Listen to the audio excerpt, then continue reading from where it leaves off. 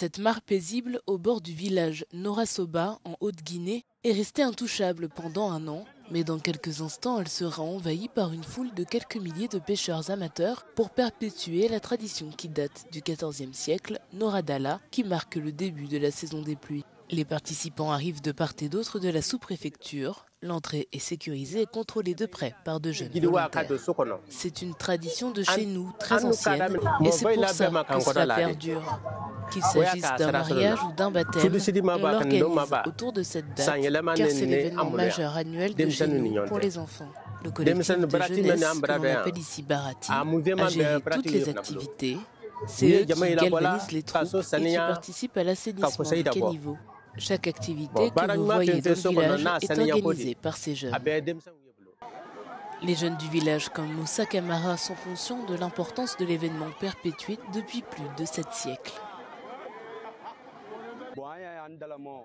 Et que la pêche collective se fasse dans la tranquillité et l'allégresse. Cette pêche collective se passe sans heurts, sans bagarre. Vous avez aussi remarqué à l'intérieur de la ville, d'un bout à l'autre, qu'il y a un contrepoint partout, car les moutons ne roulent pas doucement. Ça me plaît. Si nous nous entendons, on se donne la main, on peut avoir la force. La pêche collective est un événement grandiose chez nous. Elle est même plus importante que la fête de la Tabaski pour nous. Les femmes du village comme Nassou Doumbouya pratiquent la pêche Noradala depuis son enfance, comme toutes les femmes du village.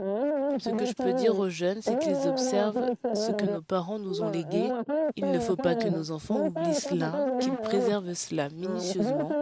Les poissons que nous pêchons ici ne sont pas vendus, nous les cuisons pour nos familles et les plus gros sont pour nous, les aînés.